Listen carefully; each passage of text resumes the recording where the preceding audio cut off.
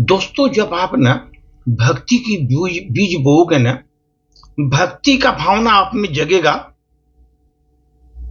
तब हमारे कृष्ण कहते हैं कि मेरे भक्त मुझसे तुरंत फल चाहते हैं। आज किया तुरंत फल चाहते हैं, जबकि बीज के से फल बनने में समय लगता है। बीज से फल बनने में समय लगता है।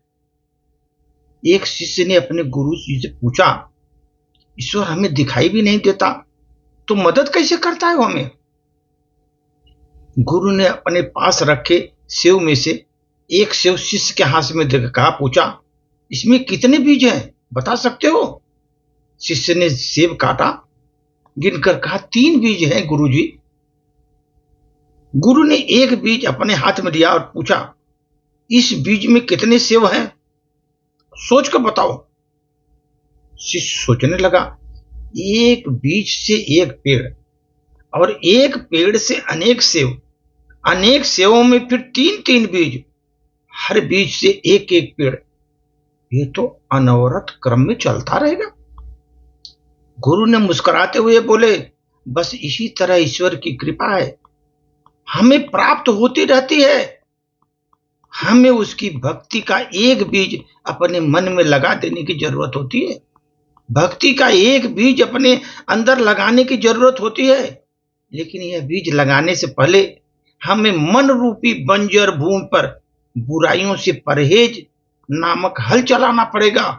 बुराइयों से परहेज नामक हल चलाना पड़ेगा।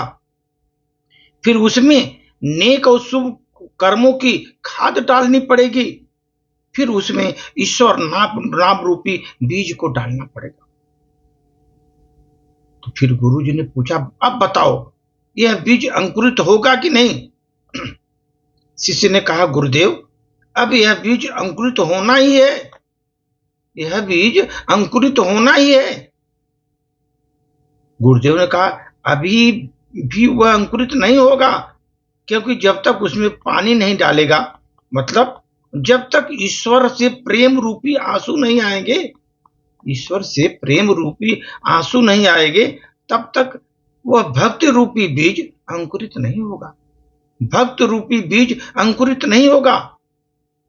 तो दोस्तों, अपने ईश्वर को इसी तरह याद करो, ताकि प्रेम रूपी आंसू बहाएं हम, ताकि हमारे मन में वो बीज अंकुरित हो सके वो बीज। परिवार की आर्थिक सुरक्षा के लिए लोग बीमा कराते हैं, सारी उम्र किस्त भरते हैं, मरने के बाद इसका लाभ परिवार वाले लेते हैं। एक बीमा स्वयं के लाभ के लिए भी कराएं, सत्संग का बीमा, सेवा का बीमा, ईश्वर के स्मरण का बीमा। यह बिना पैसे का बीमा है, और यह बीमा में जमानतदार स्वयं भगवान है। सांस टूटते ही बीमा का तुरंत लाभ मिलता है, जिंदगी के साथ भी, जिंदगी के बाद भी, जिंदगी के साथ भी, जिंदगी के बाद भी।